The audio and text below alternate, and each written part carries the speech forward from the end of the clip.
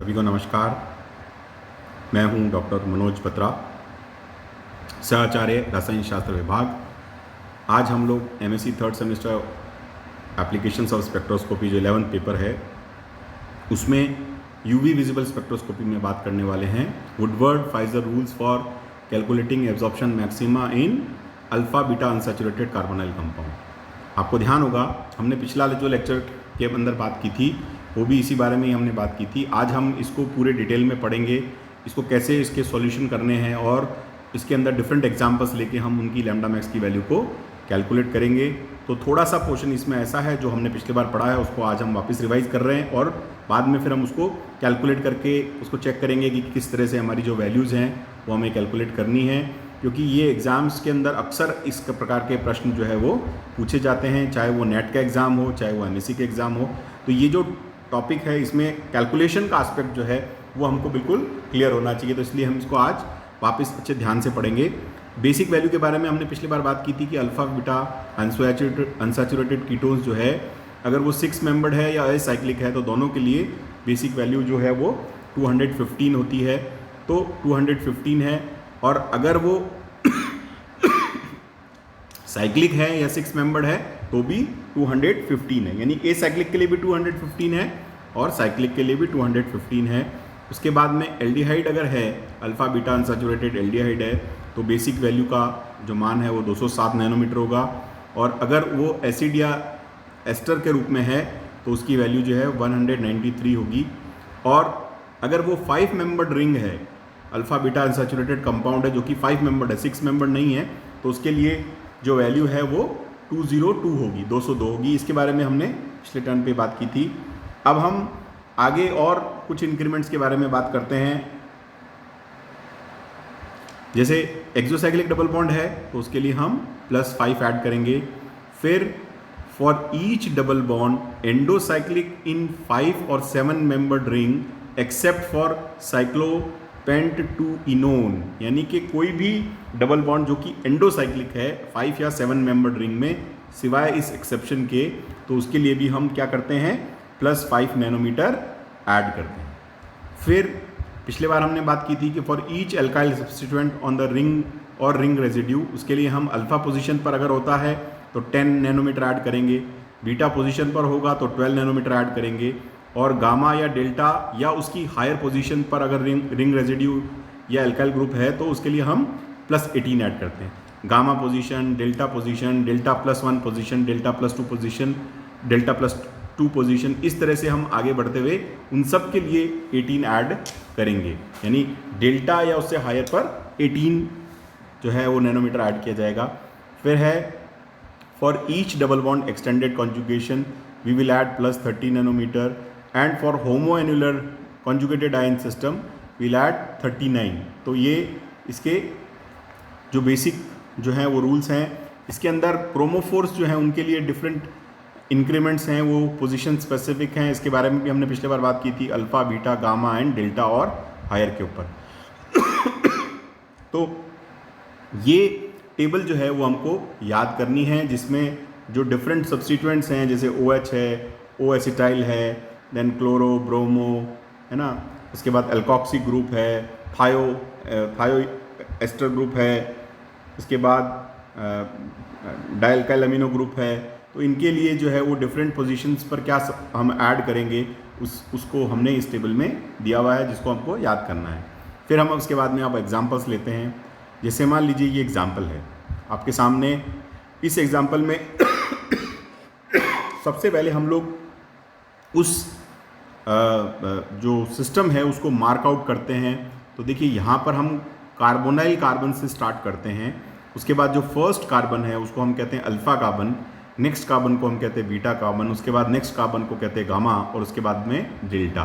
तो जहाँ तक भी ये कॉन्जुगेटेड सिस्टम जा रहा है, यानी कि अल्फा बीटा कार्बोनाइल कंपाउंड के अंदर अगर मान लीजिए कोई डबल बॉन्ड एक्सटेंडेड है तो जहाँ तक भी वो सिस्टम जाता है, जहाँ तक वो डबल बॉन्ड पहुँचता है वहाँ तक उसको हम मार्क आउट कर लेते हैं, और उसके अंदर फिर alpha carbon, beta carbon, gamma carbon, delta carbon जो भी अप्लाई उसमें होता है उसको मार्क कर देते हैं। तो जिससे क्या होता है हमारे लिए बहुत आसान हो जाता है नंबर ऑफ सब्स्टिट्यूएंट्स को काउंट करना और लैम्डा मैक्स की वैल्यू को निकालना। अब जैसे इस एग्जाम्पल नंबर 1 में हम देखते हैं कि जो बेसिक वैल्यू है वो कितनी होगी, 215 होगी। क्यों होगी 215? क्योंकि ये एक ओपन चेंज क्या है, alpha beta unsaturated carbonyl compound है। उसके बाद में हम क्या देखते हैं कि कार्बोनाइल कंपाउंड में अल्फा बीटा पोजीशन पर तो डबल बॉन्ड है, लेकिन उसके आगे हायर पोजीशन पर यानी कि गामा और डेल्टा पोजीशन पर भी डबल बॉन्ड है। तो इसके लिए हम उसको डबल बॉन्ड एक्सटेंडेड के लिए उसमें +3 और ऐड +30 और ऐड करेंगे। फिर हम नंबर ऑफ एल्काइल ग्रुप्स को काउंट करेंगे। तो देखिए अल्फा पोजीशन पर एक मिथाइल ग्रुप जुड़ा है तो हम उसके लिए +10 ऐड करेंगे। बीटा पोजीशन पर कोई भी एल्काइल ग्रुप नहीं जुड़ा है, लेकिन गामा पोजीशन के ऊपर जो है वो एक जुड़ा है तो उसके लिए पुनः हम 18 ऐड करेंगे। और डेल्टा पोजीशन पर भी जो है हम देखते हैं कि वहाँ पर 2 मिथाइल ग्रुप जुड़े हैं तो 2 × 18 यानी 36 ऐड करेंगे। तो इस तरह से 215 basic value, 30 for extended conjugation, 10 for alpha ring residue at alpha position, then gamma position पर एक एल्काइल ग्रुप है उसके लिए 18 ऐड किया, और डेल्टा पोजीशन पर 2 एल्काइल ग्रुप्स हैं उसके लिए हमने 18 × 2 यानी 36 ऐड किया। तो इस तरह से हम इसको ऐड करेंगे तो ये वैल्यू आएगी 309 नैनोमीटर। तो ये जो है कैलकुलेटेड वैल्यू जो है ये बताती है कि ये जो सिस्टम है एग्जाम्पल नंबर 1 जिसकी हम बात कर रहे हैं, जो कि alpha beta unsaturated carbonyl compound है जिसमें एक डबल बॉन्ड एक्सटेंडेड है, इसके लिए जो है लैम्डा मैक्स की वैल्यू इतनी ज्ञात है। फिर हम नेक्स्ट एग्जाम्पल लेते हैं सेकंड वाला। ये क्या है, एक 6 membered alpha beta unsaturated ketone है। तो इसमें हमने वही किया जैसा आपको बताया अभी कि हम उस सिस्टम को मार्क कर लेते हैं जिसके अंदर ये क्रोमोफोर प्रेजेंट है। तो यानी कि एक कार्बोनाइल कार्बन और दूसरा अल्फा बीटा अनसैचुरेटेड जो है उसको हमने मार्क कर लिया, और स्टार्टिंग फ्रॉम कार्बोनाइल कार्बन जो नेक्स्ट कार्बन है उसको हम अल्फा लिखते हैं, उसके बाद नेक्स्ट कार्बन को बीटा लिखते हैं। तो हम देख सकते हैं कि अल्फा पोजीशन के ऊपर एक एल्काइल सब्स्टिट्यूएंट जुड़ा हुआ है या एक रिंग रेजिड्यू है और बीटा पोजीशन पर भी एक है। तो बीटा पोजीशन पर 2 हैं, एक मिथाइल ग्रुप है और एक रिंग रेजिड्यू है। तो इस तरह से हम क्या कर सकते हैं, अल्फा पोजीशन पर 10 ऐड करते हैं और बीटा पोजीशन के लिए 24 ऐड करते हैं, क्योंकि 2 × 12 इस तरह से वो 24 हो जाता है। तो 215 + 10 + 24 मिलाकर 249 जो है वो हमें लैम्डा मैक्स की वैल्यू इसके लिए ज्ञात होती है।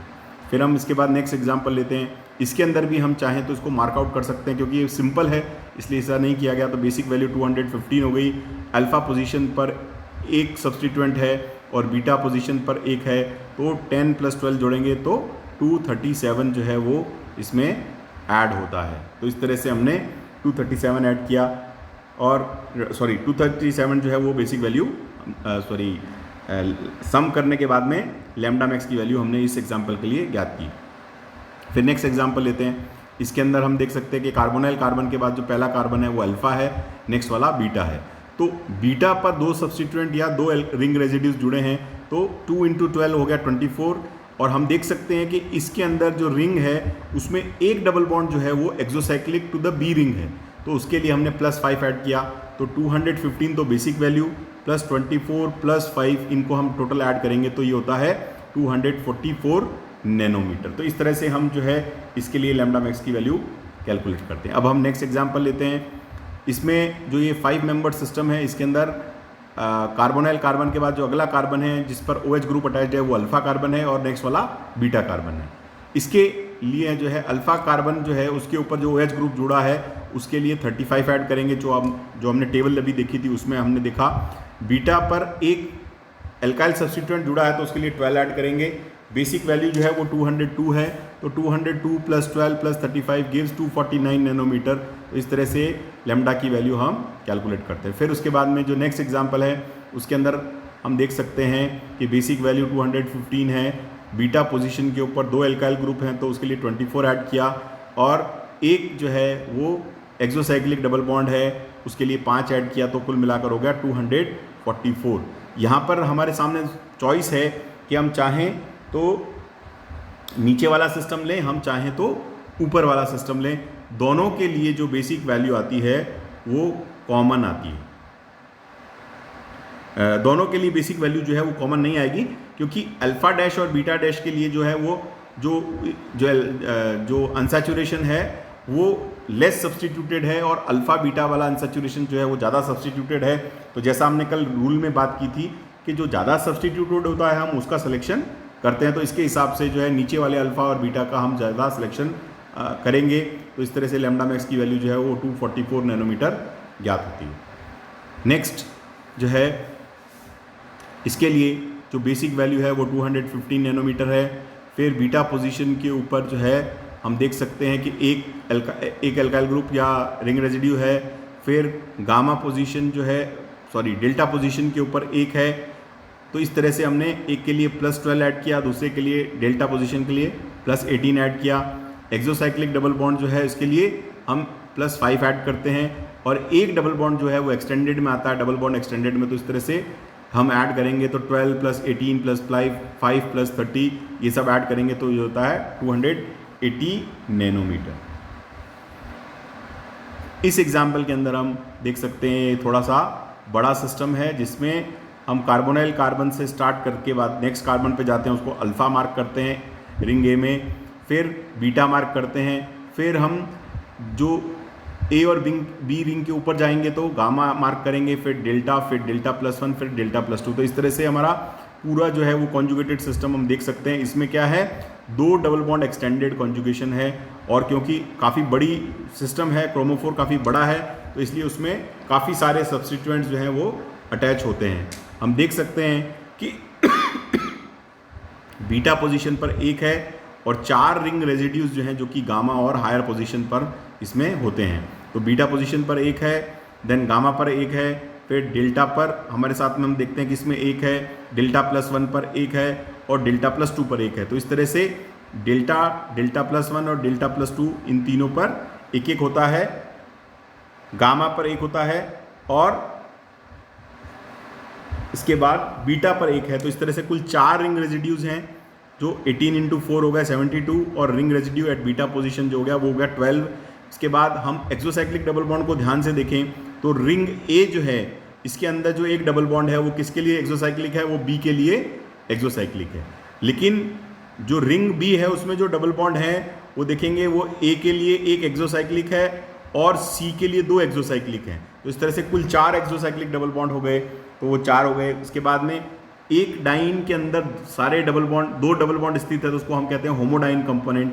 तो एक होमोडाइन कंपोनेंट हो गया, 2 डबल बॉन्ड एक्सटेंडेड हो गया, 4 एक्सोसाइक्लिक डबल बॉन्ड हो गए, रिंग रेजिड्यूज बीटा कार्बन के ऊपर एक हो गया और 4 रिंग रेजिड्यू जो है वो गामा या उसकी हायर पोजीशंस पर है, उसके लिए 72 ऐड किया।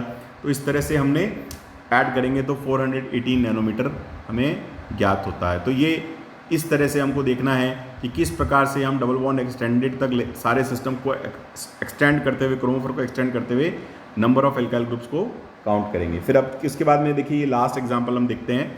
इसके अंदर हमारे पास में अल्फ़ा बीटा और अल्फ़ा डैश बीटा डैश की पॉसिबिलिटी है, तो हम अल्फ़ा बीटा वाले को लेते हैं क्योंकि उस केस में एक डबल बॉन्ड एक्सटेंडेड भी आ रहा है और वो ज़्यादा सब्स्टिट्यूटेड भी है।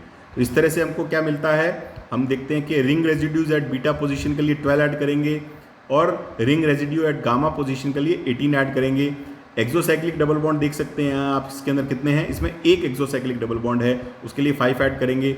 डबल बॉन्ड एक्सटेंडेड की बात करते हैं तो उसमें हमारे पास +30 ऐड करेंगे। तो इस तरह से कुल मिलाकर होता है 280 नैनोमीटर। तो ये जो है बेसिक वैल्यू 215 + 30 + 5 + 12 + 18 मिलाकर 280 नैनोमीटर।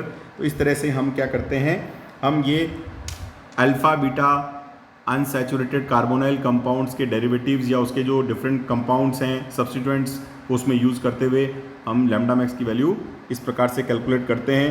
देखिए ये हमको अच्छी तरह से समझने की आवश्यकता इसलिए है क्योंकि इस पर क्वेश्चंस जो हैं वो अक्सर एग्ज़ाम में पूछे जाते हैं। आज के लिए इतना ही, आप सभी को बहुत बहुत नमस्कार।